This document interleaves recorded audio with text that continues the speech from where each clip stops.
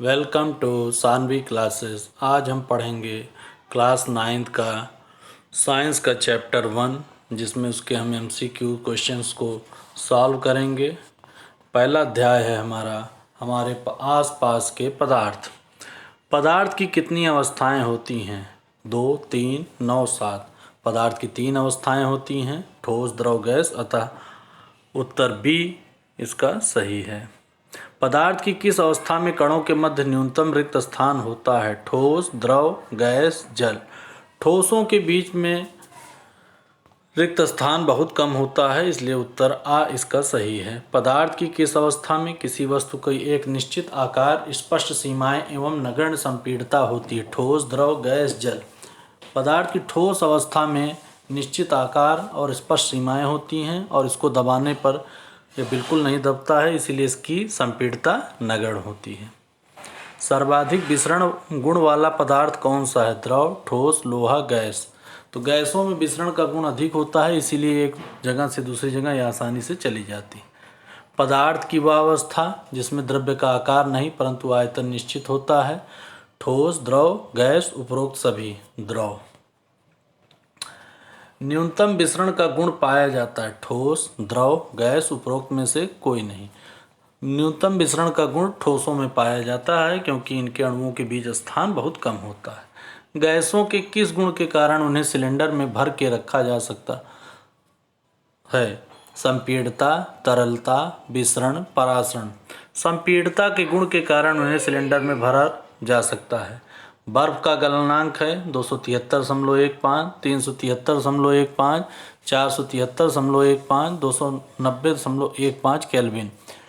तो बर्फ़ 0 डिग्री पर पिघलना शुरू हो जाता है, तो गलनांक 0 डिग्री, तो 0 में 273 जोड़ेंगे तो 273.15 केल्विन इसका सही उत्तर है।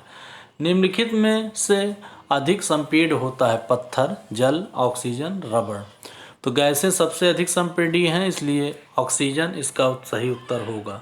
निम्न में से कौन पदार्थ है? शीत, स्नेह, वायु, घृणा।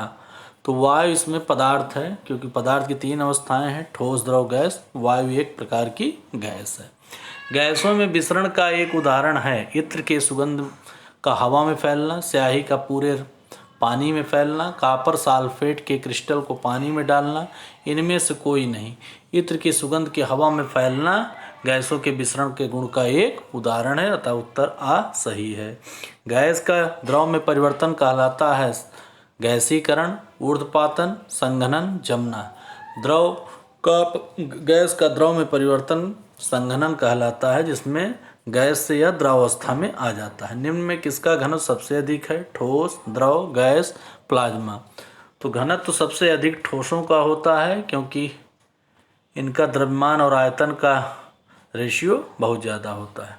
किस अवस्था में अणुओं की ऊर्जा अधिकतम होती है? ठोस, द्रव, गैस, इनमें से कोई नहीं। तो गैस अवस्था में अणुओं की ऊर्जा अधिकतम होती है, इसीलिए इनके अणु दूर दूर रहते हैं। किस अवस्था में अणुओं की ऊर्जा सबसे कम होती है? ठोस, द्रव, गैस, इनमें से कोई नहीं। ठोस।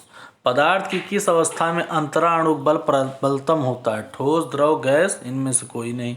ठोस की बीच अंतराणुक बल सबसे ज़्यादा प्रबलतम होता है। निम्न से किसमें कणों की अधिकतम गति होती है? ठोस, द्रव, गैस, इनमें से कोई नहीं। गैस के बीच में कणों के बीच अधिकतम गति होती है। जल का क्वथनांक है 0 डिग्री, 100 डिग्री, 273 डिग्री, 373। जल का क्वथनांक जिस पर जल उबलना प्रारंभ कर देता है वह 100 डिग्री है। शुद्ध जल का क्वथनांक होता है 173 केल्विन, 273 केल्विन, 373 केल्विन, इनमें से कोई नहीं। 373 केल्विन होता है, क्योंकि डिग्री में इसका 100 डिग्री होता है, तो 273 + 100 करेंगे तो 373 केल्विन आंसर आएगा। बर्फ़ का गलनांक 0 डिग्री, 273 डिग्री, 0 डिग्री या 273 केल्विन, 373 केल्विन। तो बर्फ़ का गलनांक 0 डिग्री या 273 केल्विन होता है, तो उत्तर सा सही है। 300 केल्विन तापक्रम बराबर होता है 27 डिग्री, 25 डिग्री, 200 डिग्री, 273 डिग्री। तो 300 केल्विन तापक्रम को निकालने के लिए 300 को -273 करेंगे तो 27 डिग्री इसका उत्तर होगा। उत्तर आ सही है। 25 डिग्री तापक्रम बराबर होता है 10,237 kelvin, 373 kelvin, 298 kelvin, 163 kelvin.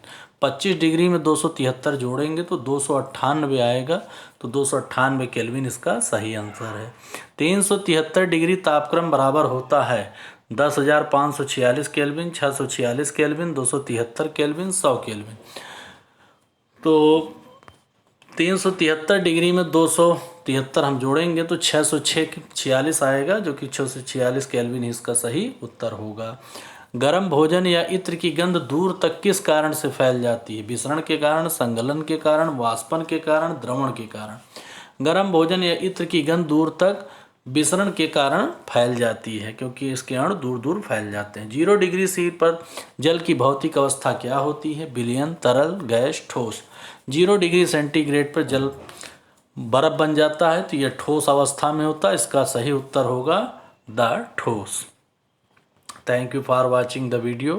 Please like, share and subscribe my channel. Thank you.